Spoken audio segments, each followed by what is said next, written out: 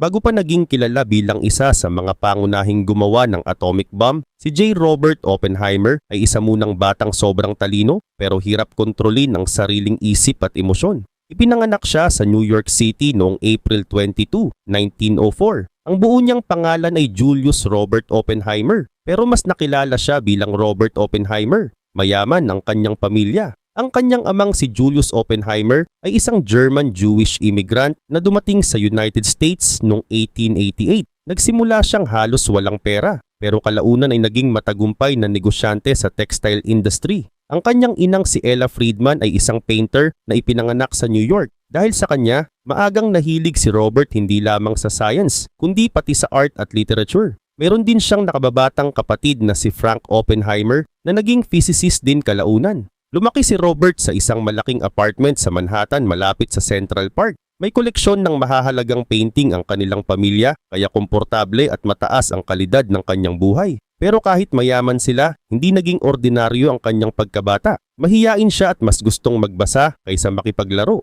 Bata pa lamang siya nang mahilig na siya sa mga bato at mineral. Pagsapit ng 11 years old, pinayagan siyang sumali sa isang mineral club sa New York dahil napakalawak na ng kanyang kaalaman. Mabilis din siyang matuto sa school. Natapos niya ang ilang grade ng mas maaga kaysa sa karaniwang estudyante. Una siyang nahilig sa chemistry, pero kalaunan, mas naging interesado siya sa physics. Inaral niya kung paano gumagana ang matter, energy, space at mga puwersa sa kalikasan. Noong 1922, pumasok si Oppenheimer sa Harvard University. Mahilig din siyang magbasa ng tungkol sa history, literature, philosophy at mga sinaunang akda mula Greece at Rome. Kilala siyang palaging nasa library at kumukuha rin siya ng mas maraming lesson. Dahil sa bilis niyang matuto, natapos niya ang kanyang kurso sa Harvard sa loob lamang ng 3 years noong 1925. Pagkatapos nito, pumunta siya sa University of Cambridge sa England upang ipagpatuloy ang pag-aaral sa physics. Dito niya naranasan ang isang malaking problema. Mahusay si Oppenheimer sa theoretical physics kung saan ginagamit ang mathematics upang ipaliwanag ang mga law of universe. Pero nahirapan siya sa laboratory work kung saan kailangang gumamit ng mga aktual na kagamitan at gumawa ng experiment. Dahil dito, nakaramdam siya ng matinding pressure at pagkadismaya sa sarili. May sikat na kwento na nilagyan umano niya ng nakalalasong chemical ang isang mansanas at iniwan ito para sa kanyang teacher na si Patrick Blackett. Pero hindi malinaw ang buong detalye ng pangyayari at may mga bahagi ng kwento na hindi tiyak na nakumpirma. Ang malinaw, nagkaroon siya noon ng seryosong emotional crisis at kinailangang humingi ng tulong. Nakita rin niyang hindi bagay sa kanya ang experimental physics, kaya noong 1926 lumipat siya sa University of Göttingen sa Germany, isa sa pinakamahalagang sentro ng theoretical physics noong panahong iyon. Doon siya nag-aral sa ilalim ni Max Born, isang kilalang German physicist na tumulong sa pagbuo ng quantum mechanics. Ang quantum mechanics ay bahagi ng physics na nagpapaliwanag kung paano kumikilos ang napakaliit na bagay tulad ng atoms at electrons. Sa Göttingen, nakasama ni Oppenheimer ang maraming batang scientist na kalaunang naging sikat din, kabilang sina Werner Heisenberg at Edward Teller. Sa kabila nito, napakabilis ng pag-unlad ni Oppenheimer. Noong 1927 sa edad na 23, natapos niya ang kanyang doctorate o PhD sa physics. Sa parehong taon gumawa sila ni Max Born ng mahalagang pag-aaral na tinatawag ngayong Born-Oppenheimer approximation. Simple ang pangunahing ideya nito. Sa loob ng molecule, mas mabigat at mas mabagal kumilos ang nucleus kaysa sa electrons na nasa paligid nito. Dahil dito, maaaring pag-aralan ng magkahiwalay ang galaw ng nucleus at electrons upang mas madaling makalkula ang kilos ng isang molecule. Naging mahalaga ito sa chemistry at physics dahil pinadali nito ang pag-aaral sa structure at kilos ng mga molecule. Hanggang ngayon ginagamit pa rin ang prinsipyong ito sa maraming scientific calculation. Pero hindi lamang science ang laman ng isip ni Oppenheimer. Mahilig din siya sa philosophy at religion mula Asia. Nag-aral siya ng Sanskrit upang mabasa sa orihinal na wika ang mga sinaunang Hindu text, kabilang ang Bhagavad Gita. Ganun pa man, para sa kanya, hindi lamang mga numero at formula ang physics. Sa halip paraan din ito upang maintindihan niya ang universe at kung ano ba talaga ang lugar ng tao sa loob nito. Gayunman komplikado ang kanyang ugali. Minsan ay tahimik, mahiyain at puno ng pagdududa sa sarili. Sa ibang pagkakataon naman, nagiging mayabang siya at madaling mainis sa mga taong hindi agad nakakasunod sa kanyang isip. Napakatalino niya kasi, pero hindi palaging maganda ang pakikitungo niya sa ibang tao. Malakas din siyang manigarilyo, isang bisyong nanatili sa kanya sa halos buong buhay niya at kalaunang nakaapekto sa kanyang kalusugan. Sa murang edad malinaw ng hindi ordinaryong scientist si Oppenheimer. Kaya niyang pagdugtungin ng physics, chemistry, literature at philosophy. Pero kasabay ng kanyang talino, ang matinding emotional pressure at kawalan niya ng tiwala sa sarili. At dumagdag pa ang emosyon niyang hindi niya nakokontrol. Ito ang magdadala sa kanya sa pinakamahalaga at pinakamapanganib na proyekto ng kanyang buhay. Sa kabila nito, pagkatapos ng kanyang pag-aaral sa Europe, bumalik na si Robert Oppenheimer sa United States. Nagtrabaho muna siya sa Harvard at Caltech. Noong 1929, nagsimula siyang magturo sa University of California, Berkeley habang nagtuturo rin ng ilang buwan bawat taon sa Caltech. Noong panahong yun, hindi pa gaanong malakas ang theoretical physics sa United States. Maraming American scientist ang pumupunta pa sa Europe upang matuto ng mga bagong theory tungkol sa atoms at quantum mechanics. Malaki ang naging papel ni Oppenheimer sa pagbabago nito. Sa Berkeley, bumuo siya ng isang grupo ng mahuhusay na estudyante at batang physicist. Madalas silang magtipon upang pag-usapan ang pinakamahihirap na tanong tungkol sa atoms, radiation at mga bituin. Mabilis magsalita at mag-isip si Oppenheimer. Minsan ay nahihirapang sumabay ang kanyang mga estudyante, pero marami sa kanila ang humanga sa kanyang paraan ng pagtuturo. Hindi lamang niya ibinibigay ang sagot, pinaparamdam niya sa kanyang mga estudyante na kasama sila sa paghahanap ng bagong kaalaman. Dahil dito, naging isa ang Berkeley sa mahahalagang sentro ng theoretical physics sa United States. Gumawa rin si Oppenheimer ng mahahalagang pag-aaral. Nagtrabaho siya tungkol sa positron, isang particle na katulad ng electron, pero may positive charge. Nakipagtulungan din siya sa physicist na si Melba Phillips. Si Melba Phillips ay isa sa iilang babaeng physicist sa United States noong panahong iyon. Noong 1935, ipinakita nila kung paano maaring magdulot ng nuclear reaction ang deuteron, isang uri ng particle na binubuo ng proton at neutron. Tinawag itong Oppenheimer-Phillips process. Nakatulong ang pag-aaral na ito upang mas maintindihan ng mga scientist kung paano nagbabago ang nucleus ng isang atom kapag tinamaan ito ng ibang particle. Habang lumalakas ang kanyang pangalan sa science, magulo naman ang personal na buhay ni Oppenheimer. Nagkaroon siya noon ng tuberculosis, isang sakit na pangunahing nakaapekto sa baga. Dahil dito madalas siyang pumunta sa tuyong lugar ng New Mexico upang magpahinga.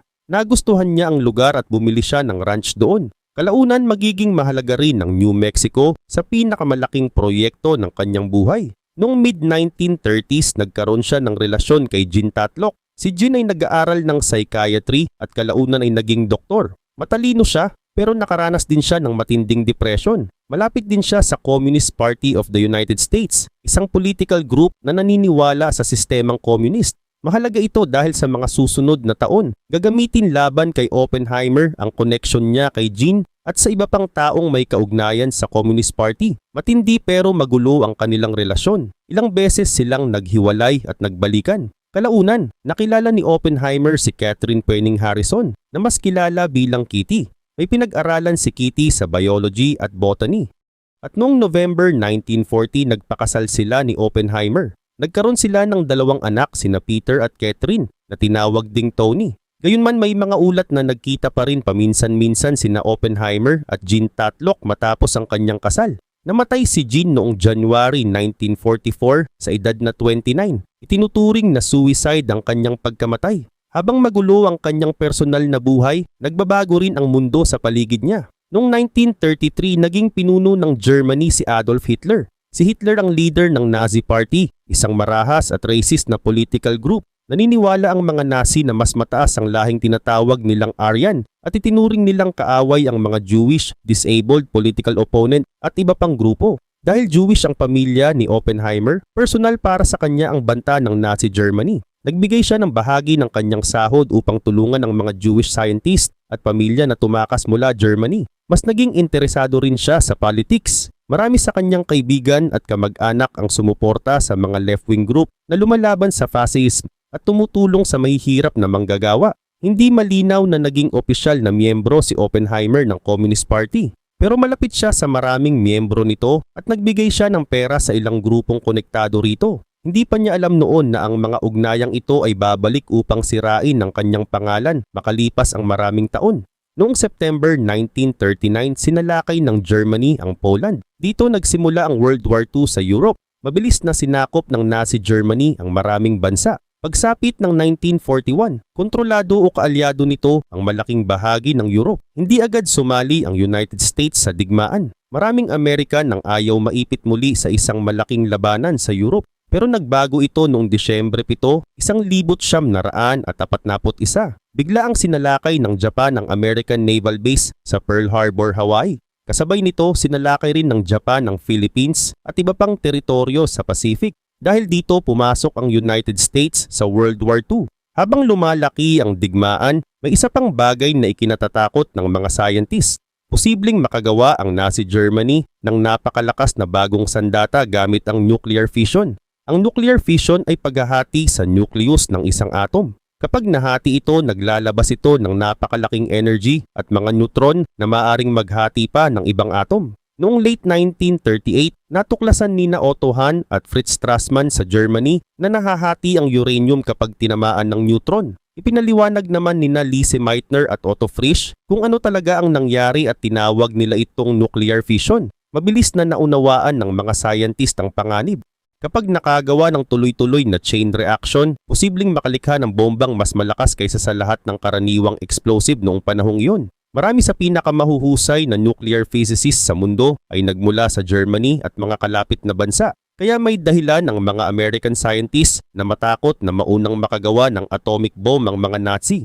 Noong August 1939, gumawa ang Hungarian physicist na si Leo Szilard ng liham para kay President Franklin Roosevelt. Nilagdaan ito ni Albert Einstein, ang pinakasikat na physicist noon. Nagbabala ang liham na maaring gumawa ang Germany ng napakalakas na bomba gamit ang uranium. Hinikayat nito ang United States government na suportahan ang nuclear research. Sa simula mabagal ang naging kilos ng government. Pero habang lumalala ang digmaan at dumarami ang impormasyon tungkol sa nuclear research, mas naging seryoso ang United States sa paggawa ng sariling atomic weapon. Pagsapit ng 1942, handa na itong simulan ang isang napakalaki at lihim na programa. Tinawag itong Manhattan Project. Kailangan ng proyekto ang isang leader na hindi lamang mahusay sa physics. Kailangan nila ng taong kayang pagsamahin ang iba't ibang scientist, engineer, military officer at laboratory. At kahit wala pang karanasan si Oppenheimer sa pamamahala ng malaking proyekto, napansin ng military ang isang bagay sa kanya. Naintindihan niya ang halos lahat ng bahagi ng problema. Hindi lamang siya mahusay sa isang makitid na field, kaya niyang makipag-usap tungkol sa chemistry, nuclear physics, explosives at theoretical calculations. Sa loob lamang ng ilang buwan, ang dating professor na nakatira sa California ay ilalagay sa sentro ng pinakamalaking lihim na scientific project ng World War II. At ang lugar na pipiliin niya para rito ay ang tuyong lupain ng New Mexico na matagal na niyang minahal. Pagsapit ng 1942, nagsimula ng kumilos ng mabilis ang United States. Inilagay sa pamumuno ni General Leslie Groves ang Manhattan Project. Isa siyang military engineer na tumulong din sa pagtatayo ng Pentagon, ang headquarters ng United States Military. Hindi lamang iisang laboratory ang Manhattan Project. Isa itong napakalaking lihim na programa na kumalat sa iba't ibang bahagi ng United States. Sa Oak Ridge, Tennessee, pinroseso ang uranium upang makuha ang uranium-235 na kailangan sa isang uri ng atomic bomb. Sa Hanford, Washington, gumawa naman sila ng plutonium gamit ang malalaking nuclear reactor. Sa Chicago, pinangunahan ni Enrico Fermi ang unang kontroladong nuclear chain reaction noong Disyembre 1942. Samantala, kailangan ng isang lihim na laboratory kung saan pagdidikiti ng lahat ng research at gagawin ng mismong disenyo ng bomba. Pinili ni General Groves si Oppenheimer bilang scientific director ng laboratory. Sina Groves at Oppenheimer ang pumili sa Los Alamos, New Mexico bilang lokasyon nito. Malayo ito sa malalaking lungsod at napapalibutan ng bundok at malawak na lupain.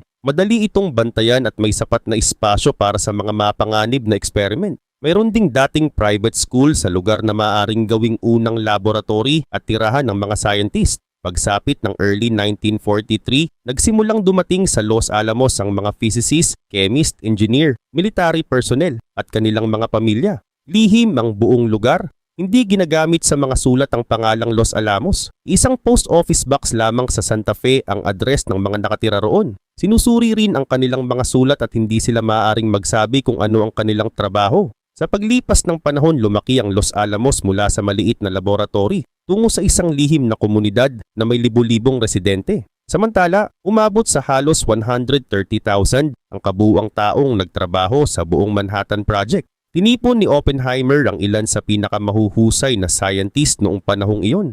Kabilang dito si Hans Bethe na namuno sa theoretical division at tumulong sa pagkalkula kung gaano karaming nuclear material ang kailangan. Naroon din si Edward Teller na interesado hindi lamang sa atomic bomb kundi pati sa mas malakas na hydrogen bomb. Kasama rin sina Robert Serber, John von Neumann, Emilio Segre, Richard Feynman at marami pang physicist, chemist at engineer. Palaging dumadalo si Oppenheimer sa mga meeting at sinusubaybayan ang problema ng bawat grupo. Madalas din siyang nasa laboratory upang makipag-usap mismo sa mga scientist at engineer na gumagawa ng bomba. Dahil sa matinding trabaho, lalo siyang pumayat. Kulang siya sa tulog, patuloy na naninigarilyo at madalas ay kaunti lamang ang kinakain. Pero ang pinakamalaking problema nila ay hindi pagod. Wala pang nakagagawa ng atomic bomb noon. Alam ng mga scientist na maaaring maglabas ng napakalaking energy ang nuclear chain reaction. Pero hindi pa nila alam kung paano gagawa ng bombang maliit, maaaring dalhin ng eroplano at siguradong sasabog sa tamang oras. Dalawang uri ng nuclear material ang maaari nilang gamitin, uranium at plutonium. Para sa uranium bomb, gumawa sila ng tinatawag na gun-type design. Sa loob nito, mabilis na itutulak ang isang piraso ng uranium patungo sa isa pang piraso. Kapag nagsama ang mga ito, magiging sapat ang dami ng uranium upang magsimula ang mabilis na nuclear chain reaction. Ang bombang ito ay tinawag na Little Boy. Mas mahirap naman ang paggawa ng plutonium bomb. Una nilang sinubukang gumawa ng gun-type plutonium weapon na tinawag na Tin Man. Pero natuklasan nilang maaaring magsimula ng masyadong maaga ang nuclear reaction sa plutonium. Kapag nangyari iyon, masisira lamang ang bomba bago nito mailabas ang buong lakas. Dahil dito, kinansela ang Tin Man noong 1944. Kinailangan nilang gumawa ng ibang paraan. Sa tinatawag na implosion design, papaligiran ng ordinaryong explosive ang isang bilog na plutonium core. Kapag sabay-sabay na sumabog ang mga explosive, pipisilin nila papaloob ang plutonium hanggang magsimula ang nuclear chain reaction. Simple itong pakinggan pero napakahirap gawin. Kailangang eksaktong sabay ang pagsabog sa lahat ng panig. Kahit maliit lamang ang pagkaantala sa isang bahagi, maaring hindi gumana ng maayos ang bomba. Tumulong ang mathematician na si John von Neumann sa pagpapahusay ng hugis at ayos ng mga explosive charge. Kinailangan ding pag-aralan ng mga scientist kung paano huhubugin ng plutonium, paano gagawin ang mga detonator at paano titiyaking pantay ang pagpisil sa core. Ang bombang nabuo mula sa implosion design ay tinawag na Fat Man. Pagsapit ng 1945, malapit nang matapos ang Little Boy at Fat Man. Mataas ang tiwala ng mga scientists sa uranium design ng Little Boy, kaya hindi na nila ito sinubukan sa isang full nuclear test. Pero kailangang subukan ang mas komplikadong implosion design ng plutonium bomb bago ito gamitin sa digmaan. Kaya naghanda sila para sa unang nuclear explosion sa kasaysayan. Pinili ang isang malayong bahagi ng disyerto sa New Mexico na mahigit 200 miles mula Los Alamos. Tinawag ni Oppenheimer ang test na Trinity. Hindi niya lubos na ipinaliwanag ang pangalan, pero iniugnay niya ito sa tula ng English poet na si John Donne. Ang test device ay tinawag namang gadget. Kapareho nito ang plutonium implosion design na gagamitin sa Fat Man. Inakyat ang gadget sa isang steel tower upang mapag-aralan ang epekto ng pagsabog nito sa ibabaw ng lupa. Naglagay ang mga scientist ng mga kamera, instrument at shelter sa paligid upang sukatin ang liwanag, init, pressure at radiation. Hindi nila alam kung gaano kalakas ang magiging pagsabog. May ilan na nag-isip na baka hindi ito gumana. Mayroon din namang nag-alalang baka mas malakas ito kaysa sa kanilang inaasahan. Noong madaling araw ng July 16, 1945, naghintay ang mga scientist at military officer habang umuulan at kumikidlat sa disyerto. Bandang 5:29 ng umaga, pinasabog ang gadget. Sa loob lamang ng isang sandali, naging mas maliwanag kaysa araw ang buong paligid. Sumunod ang napakalaking bola ng apoy at isang ulap na mabilis na tumaas sa kalangitan. Naramdaman ang shockwave sa malalayong lugar. Natunaw din ang buhangin sa ilalim ng tower at naging malasalaming material na tinawag na Trinitite. Ang lakas ng pagsabog ay katumbas ng humigit kumulang 20,000 tons ng TNT. Gumana ang implosion design.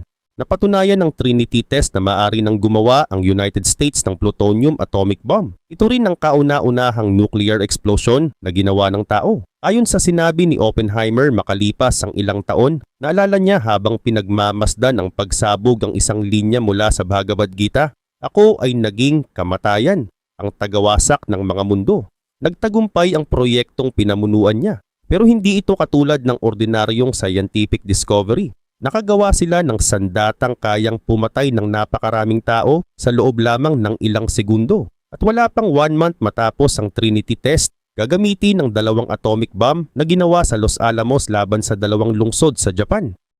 Matapos magtagumpay ang Trinity test, handa nang gamitin ng United States ang atomic bomb sa digmaan. Tapos na noon ang labanan sa Europe. Namatay si Adolf Hitler noong April 1945 at sumuko ang Nazi Germany noong Mayo. Pero nagpapatuloy pa rin ang digmaan laban sa Japan sa Pacific. Naniniwala ang mga leader ng United States na magiging napakadugo ng pagsalakay sa mismong mga isla ng Japan. Ngunit hanggang ngayon, pinagtatalunan pa rin ng mga historian kung kailangan bang gamitin ang atomic bomb upang matapos ang digmaan. Noong Agosto 6, 1945, ibinagsak ng American bomber na Enola Gay ang Little Boy sa Hiroshima. Ang Little Boy ang uranium bomb na ginawa sa Los Alamos. Sa loob lamang ng ilang segundo, nawasak ang malaking bahagi ng lungsod. Libu-libong tao ang agad na namatay dahil sa pagsabog, init at pagbagsak ng mga gusali. Marami pang namatay sa mga sumunod na araw at buwan dahil sa matinding paso, sugat at radyasyon. Pagkaraan lamang ng 3 days, ibinagsak naman ang plutonium bomb na Fat Man sa Nagasaki. Muli, napakaraming sibilyan ang namatay at nasugatan. Noong August 15, inanunsyo ng Japan na tatanggapin nito ang pagsuko. Formal na nagtapos ang World War II noong Setyembre 2, 1945. Hanggang ngayon ang Hiroshima at Nagasaki lamang ang 2 lungsod na sinalakay gamit ang nuclear weapon sa isang digmaan. Sa Los Alamos, unang ipinagdiwang ng maraming scientists ang tagumpay ng bombang ginawa nila. Pero mabilis ding lumitaw ang takot at pagsisisi. Nakita nila na ang kanilang scientific project ay hindi lamang nakagawa ng bagong teknolohiya. Nagbukas din ito ng panahon kung kailan kayang wasakin ng tao ang buong lungsod sa loob lamang ng ilang segundo. Si Oppenheimer mismo ay nagsimulang magbabala tungkol sa panganib ng nuclear weapons. Kalaunan, sinabi niyang may dugo sa kanilang mga kamay. Hindi ibig sabihin nitong siya lamang ang gumawa ng desisyong gamitin ng bomba. Ang desisyon ay ginawa ng government at military leaders ng United States. Pero alam niyang malaki ang naging papel niya sa paggawa ng sandata. Pagkatapos ng digmaan, naging isa si Oppenheimer sa pinakasikat na scientist sa Amerika. Tinawag siya ng media na ama ng atomic bomb. Noong 1947, iniwan niya ang Berkeley at naging director ng Institute for Advanced Studies sa Princeton, New Jersey. Isa itong mahalagang research center kung saan nagtrabaho rin ng mga sikat na scientist tulad ni Albert Einstein. Hindi na gaanong gumawa si Oppenheimer ng sariling scientific research. Sa halip, tumulong siyang gabayan ng mga bagong physicist at pinangunahan ng mga talakayan tungkol sa science at government policy. Kasabay nito, nanatili siyang advisor ng United States government. Naging chairman siya ng General Advisory Committee ng Atomic Energy Commission. Ang Atomic Energy Commission ay ahensya ng United States na namahala sa nuclear research, nuclear energy at nuclear weapons pagkatapos ng digmaan. Sinubukan ni Oppenheimer na hikayatin ng government na kontrolin ang pagdami ng atomic bomb. Pero noong 1949, matagumpay na sinubukan ng Soviet Union ang sarili nitong nuclear weapon. Dito nagsimula ang mas matinding nuclear arms race sa pagitan ng United States at Soviet Union. Nagpasya ang government ni President Harry Truman na gumawa ng mas malakas na sandata, ang hydrogen bomb. Hindi tulad ng atomic bomb na gumamit ng nuclear fission, ang hydrogen bomb ay gumagamit ng nuclear fusion. Ito ang process na pinagmumulan din ng napakalaking energy ng araw. Tinutulan ni Oppenheimer at ng ilang scientists ang agarang paggawa nito. Para sa kanila, napakalakas ng hydrogen bomb at mahirap itong gamitin ng hindi pumapatay ng napakaraming sibilyan. Pero ipinagpatuloy pa rin ng government ang proyekto. Noong November 1952, sinubukan ng United States ang unang full-scale hydrogen bomb na tinawag na Ivy Mike. Napakalakas nito, daan-daang beses na mas malakas kaysa sa atomic bomb na ibinagsak sa Nagasaki. Dahil dito, pumasok ang mundo sa bagong panahon. Parehong nagkaroon ng sandatang kayang wasakin ang maraming lungsod ang United States at Soviet Union. Tinawag itong nuclear deterrence. Simple ang ideya nito. Maaring matakot ang isang bansa na umatake dahil alam nitong kaya rin itong gantihan ng kalaban gamit ang nuclear weapon. Pero napakalaki rin ng panganib. Kapag nagkamali ang isang leader, radar o military officer, maaring magsimula ang isang nuclear war na walang tunay na mananalo. Habang tumututol si Oppenheimer sa pagdami ng mas malalakas na bomba, nagbabago rin ang politics sa United States. Lumakas ang takot sa communism noong early 1950s. Sinimulang imbestigahan ng government ang mga taong pinaghihinalaang konektado sa Communist Party o Soviet Union. At dahil sa mga dati niyang kaibigan, political donation at relasyon kay Jean Tatlock, muling binuksan ang nakaraan ni Oppenheimer. Ang scientist na minsang itinuring na bayani ng Amerika ay malapit ng tratuhin bilang posibleng panganib sa sariling bansa.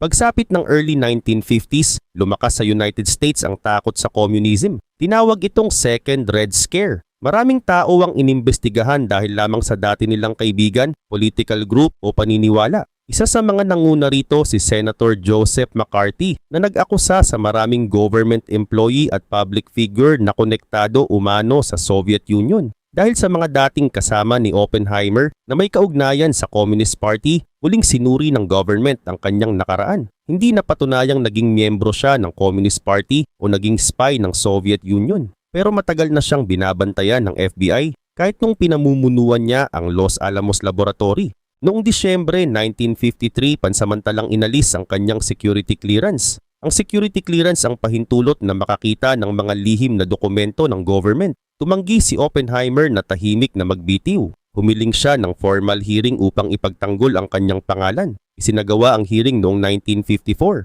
Tinanong siya tungkol sa kanyang mga dating kaibigan, political donation, relasyon kay Jean Tatlock at pagtutol niya sa mabilis na paggawa ng hydrogen bomb. Isa sa mga tumistigo laban sa kanya ang dati niyang kasamahan na si Edward Teller. Sinabi ni Teller na hindi niya itinuturing na traitor si Oppenheimer. Pero mas magiging ligtas umano siya kung ang mahahalagang desisyon ng bansa ay mapupunta sa ibang tao. Malaki ang naging epekto ng testimonya nito. Sa huli tuluyang inalis ang security clearance ni Oppenheimer. Hindi siya ikinulong at hindi rin napatunayang spy. Pero nawalan siya ng kapangyarihang makilahok sa paggawa ng nuclear policy ng United States. Para sa maraming scientist, hindi patas ang nangyari. Para sa kanila, pinarusahan si Oppenheimer hindi dahil sa espionage, kundi dahil sa kanyang mga dating koneksyon at pagtutol sa ilang nuclear weapon program. Nagpatuloy siyang mamuno sa Institute for Advanced Studies sa Princeton. Pero malinaw na nasira ang kanyang kumpiyansa at reputasyon sa government. Mas madalas na rin siyang pumunta sa St. John sa United States Virgin Islands, kung saan bumili ang kanyang pamilya ng maliit na lupain malapit sa dagat.